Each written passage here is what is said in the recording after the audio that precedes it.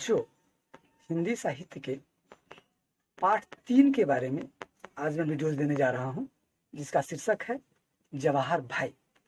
इस लेसन में महादेवी जी के द्वारा पंडित जवाहरलाल नेहरू के बीच जो आत्मीय सम्मान, व्यवहार और जो आत्मीयता का परिचय प्रस्तुत किया गया है, इसका अनोखा रूप इस कहानी में देखने को मिलता है।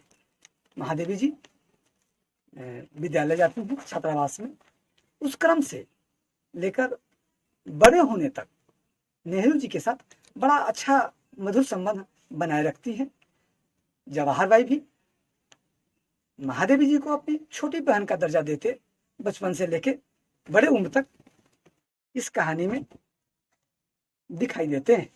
एक बार की वाकया है कि महादेवी जी अपनी आचार्य कुमारी तुलास्कर के साथ उनसे मिलने चली गई थी, तो वो कपड़े बदलना, बैग रखना तक भूल गई थी।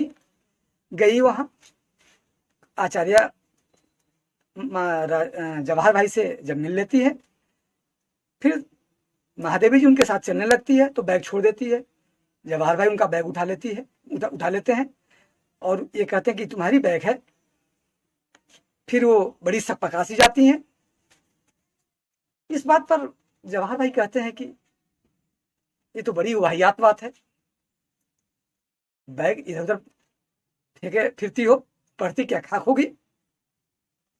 इस बात से उन्हें बड़ी दुख पहुंचता है, वो रोने लगते हैं। फिर वे उनका पीठ सहलाते हुए उन्हें मनाते समझाते हैं और कहते हैं कि किताबों का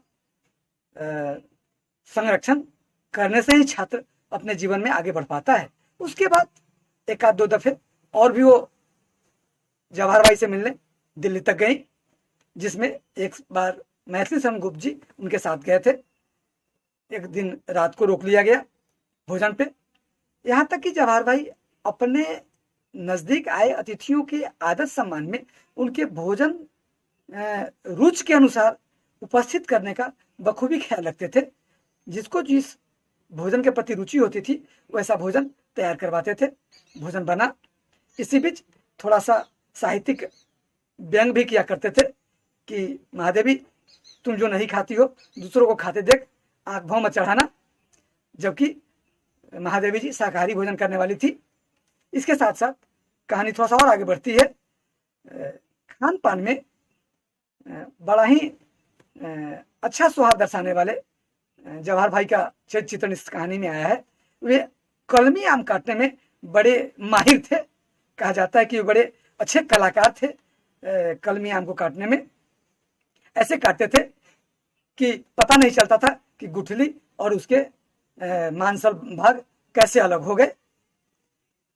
जवाहर भाई अपने इस ऊंचे ओहदे पर रहते हुए अपना राजनीतिक, सामाजिक, पारिवारिक जीवन में कहीं कोई भेदभाव, अंतर नहीं आने देते थे। बड़ी तालमेल से सभी रिश्तों का, सभी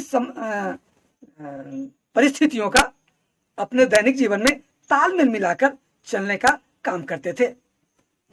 इस पाठ से यह सीख मिलती है कि हमें किसी भी बड़े से बड़े ओहदे पर चले जाने पर भी अपने आस पड़ोस, अपने गांव समाज, अपने घर परिवार, अपने रिश्तेदार का बखूबी ख्याल रखना चाहिए। उससे वैसा ही सामंजस्य उस स्तर तक बनाए रखना चाहिए जो उसे एहसास ना हो कि ये बड़े हो गए हैं, ये किसी रिश्ते की अहमियत नहीं देते हैं, ये अपनत्व दर्शाने में कंजूसी करते हैं। ऐसा उन्होंने अपने जीवन में कभी नहीं होने दिया। ऐसे उच्च चरित्र के धनी इंसान थे भाई जवाहर जी। इन वीडियोस के आधार पर आप इस पाठ के सभी प्रश्नों का उत्तर बड़ी आसानी से बखूबी सरल तरीके से ढूंढ सकते हैं।